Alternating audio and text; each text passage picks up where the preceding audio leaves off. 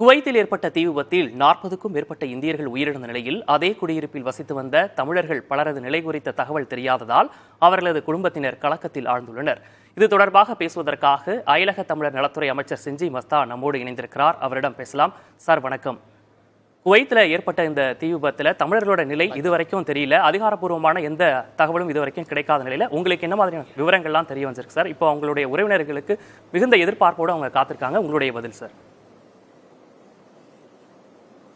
Kuwait நாட்டில் மங்காப் என்ற இடத்தில் தொழிலாளர்கள் தங்கியிருந்த கட்டிடத்தில் தீ விபத்து ஏற்பட்ட காரணத்தினால் சுமார் 48 பேர் இறந்துள்ள செய்தியும், அது 4 மாடி கட்டிடத்தில் 195 நபர்கள் அதில் தங்கியிருந்த செய்தியும், அதில் 50க்கும் மேற்பட்டவர்கள் மருத்துவமனையில் சிகிச்சை பெற்று விடுவிக்கப்பட்டுள்ளார்கள் என்ற செய்தியும், தமிழகத்தை சார்ந்தவர்கள் ஒரு 5 பேர் அதில் இறந்திருக்கக்கூடும் என்ற அந்த செய்தி அங்கே இருக்கிற தமிழ்ச்சங்கள் மூலமாக அறிந்து கொண்டோம்.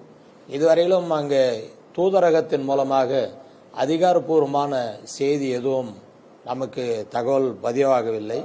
எனவே வந்த செய்திகளை இப்போது விசாரிக்கின்ற நேரத்தில் தமிழகத்தை சார்ந்த தமிழர்கள் ஒரு 5 பேர் இறந்திருக்கக்கூடும் என்று அங்கே சொல்லப்பட்ட அந்த அதிர்ச்சியான செய்தியை மாண்புமிகு தமிழ்நாடு முதலமைச்சர் இந்த செய்தி முதலில் தீ விபத்தை நடந்த செய்தியை சம்பவத்தை கேள்விப்பட்டவுடன் உடனடியாக அந்த நடவடிக்கை துறை மூலமாக தூதரங்கத்தின் மூலமாக தொடர்பு கொண்டு அங்கே இருக்கிற தமிழ் சங்கங்கள் மூலமாக அந்த உதவிகள் செய்ய வேண்டும் என்று உத்தரவிட்டு அந்த பணி நடைபெற்று வருகிறது. அதிகாரப்பூர்வமாக அந்த செய்திகள் வந்த பிறகு அதுக்கு என்ன நிலைகள் நம்ம சார்பாக, துறை சார்பாக, தமிழக அரசு சார்பாக எடுக்க வேண்டும் என்று மாண்புமிகு முதலமைச்சர் அவர்கள் அந்த முடிவினை எடுப்பார் என்பதை தெரிவித்துக் கொள்கிறேன்.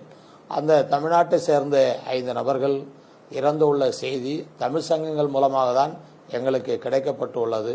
அவர்கள் பெயர்கள் அவர்கள் உச்சரித்திருக்கிறார்கள். 5 பேர் ராம கருப்பன் என்றும், வீராசாமி மாரியப்பன் என்றும், சின்னதுரை கிருஷ்ணமூர்த்தி என்றும், முகமது ஷரீப் என்றும், புனலாப் ரிச்சார்ட் ராய் என்றும் அவர்கள் சொல்லியுள்ளார்கள். அதில் ஒரு குறிப்பு சொல்லியிருக்கார்கள்.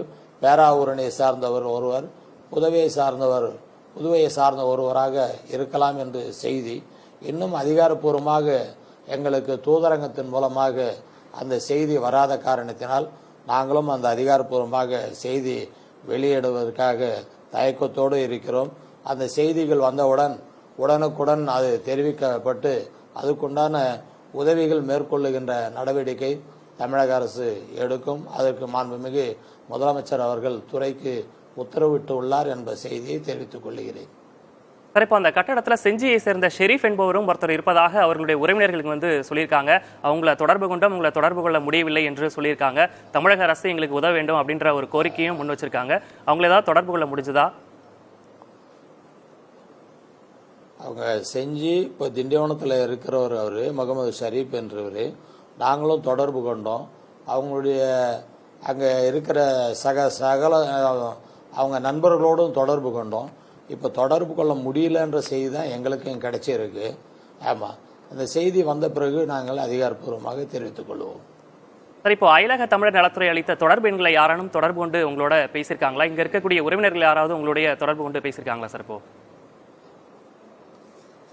இங்கே ஒரு அச்சத்தில் உள்ளவர்கள் இங்கே தொடர்பு கொண்டு இருக்கிறார்கள். அந்த செய்தி நாங்களும் அவர்களுக்கு திருப்பி கேட்டோம். உங்களுக்கு அதிகாரப்பூர்வமாக ஏதாவது தகவல் வந்ததான்னு. இல்லை, சம்பவம் நடந்தவுடன் அதை கேள்விப்பட்டு தான் நாங்கள் அச்சத்தோடு தான் இதை விசாரிக்கிறோம். எங்களுக்கு எந்த விதமான தகவல் வரவில்லை என்று தான் அவர்கள் தொடர்பில் அவர்கள் பதிவு செய்துள்ளார்கள். அங்கே இருக்கக்கூடிய தமிழர்களுக்கு உதவி செய்யணும்னா இந்திய தூதரகத்தின் மூலமாக தான் நம்மளால உதவி செய்ய முடியும். நீங்க இப்போ இந்திய தூதரக அதிகாரிகளை தொடர்பு கொண்டு பேசியிருக்கீங்களா? என்ன மாதிரியான உதவிகள் செய்யணும்னு நீங்க சொல்லியிருக்கீங்க சார்? இப்போ நிச்சயமா உறுதியா எங்கள் துறை சார்பாக இந்திய தூதரகத்திடம் உடனுக்குடன் அந்த தொடர்பு கொண்டு அந்த உதவிகளை தமிழக அரசு சார்பாகவும் நாங்கள் செய்ய தயாராக இருக்கிறோம். எங்களுக்கு அதிகாரப்பூர்வமாக அந்த செய்திகளை பதிவு செய்யுங்கள் என்று கேட்டு இருக்கிறோம்.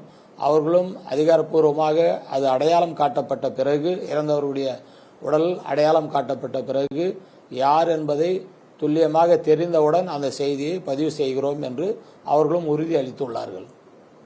இணைப்பில் பேசியமைக்காக நன்றி திரு செஞ்சி மஸ்தான்.